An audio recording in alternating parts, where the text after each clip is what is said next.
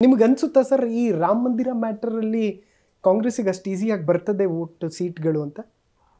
ರಾಮ ಮಂದಿರ ಏನು ಯಾರಿಗೆ ಜನಸಾಮಾನ್ಯರಿಗೆ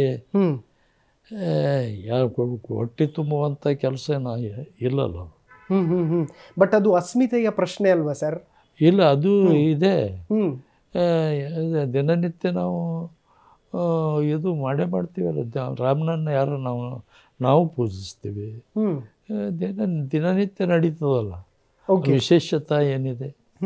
ಅದು ವ್ಯಾಜ್ಯ ಇತ್ತು, ಅದು ಕೂಡ ರಾಜೀವ್ ಗಾಂಧಿ ಕೂಡ ಅದು ತೆರವು ಮಾಡಿಸಿದವರು ರಾಜೀವ್ ಗಾಂಧಿನೇ. ನಮಗೂ ಕೂಡ ಅಭಿಮಾನ ಅದರ, ಯಾಕಂದ್ರೆ ನಮ್ಮ ಒಬ್ಬ ನಾಯಕ ಶಿಲಾನ್ಯಾಸ ಮಾಡ್ಯಾನ ಅಂತಂದ್ರೆ ಅದು ಆಗ್ಬೇಕನ್ನೋದು ನಮ್ದು ಇಚ್ಛೆ ಆಗಿದೆ. ಓಕೆ, ಅಂದ್ರೆ ಈಗ ನೀವು ಹೇಳ್ತಿರೋದು ರಾಜೀವ್ ಗಾಂಧಿ ಅವರು ಫಸ್ಟ್ ಇದಕ್ಕೆ ಅಡಿಪಾಯ ಹಾಕಿದ್ರು ಅಂತ. ನೀವು ಕ್ರೆಡಿಟ್ ತೆಗೆದುಕೊಳ್ಳಬೇಕಾದರೆ ಬಿಜೆಪಿ ಅವ್ರ ಕ್ರೆಡಿಟ್ ಪಡ್ಕೊಳ್ಳೋದ್ರಲ್ಲಿ ತಪ್ಪೇನಿಲ್ಲ ಅಂತ ಅನ್ಸುತ್ತಲ್ವಾ? ಅವರು ಯಾರೋ ಮಾಡಿದ್ದನ್ನ ಕ್ರೆಡಿಟ್ ತೆಗೆದುಕೊಳ್ಳೋದು ಅವರ ಜಾಯಮಾನ ಇದೆ, ಜಾಯಮಾನದಲ್ಲೇ ಬಂದಿದೆ ಅದು. ಅಲ್ಲ ಸರ್, ಅವ್ರ ಪೀರಿಯಡ್ ಅಲ್ಲೇ ಉದ್ಘಾಟನೆ ಆಯ್ತಲ್ಲ.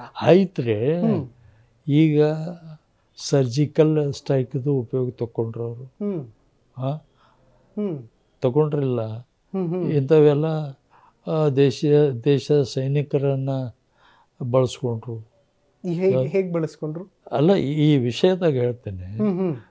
ಪೆಟ್ರಿಯಾಟಿಸಮು ನಮ್ಮ ಪಕ್ಷ ಒಂದೇ ಅದ ಅಂತೇಳಿ ತೋರಿಸ್ಕೊಟ್ರಿ ಜನರಿಗೆ. ನಿಜವಾಗಿ ಅವ್ರ ಪಕ್ಷ ಹುಟ್ಟಿದ್ದೆ 1986ನಲ್ಲಿ. ಅವ್ರು ಇತ್ತಿತ್ತಲಾಗಿ ಆ ಪಕ್ಷ ಹುಟ್ಟಿದ್ದು. ಸ್ವಾತಂತ್ರ್ಯಕ್ಕಾಗಿ ತ್ಯಾಗ ಬಲಿದಾನ ಮಾಡಿದ್ದು ಯಾವ ಪಕ್ಷ ಅಂತಂದ್ರೆ ಕಾಂಗ್ರೆಸ್ ಪಕ್ಷ. ಕಾಂಗ್ರೆಸ್ ಪಕ್ಷದಿಂದಲೇ ಇವೆಲ್ಲ ಆಗಿದ್ದು. ಏನೇ ಸುಧಾರಣೆ ಆಗಿದ್ರೆ ಕಾಂಗ್ರೆಸ್ ಪಕ್ಷದವರೇ ಮಾಡಿದ್ದಾರೆ.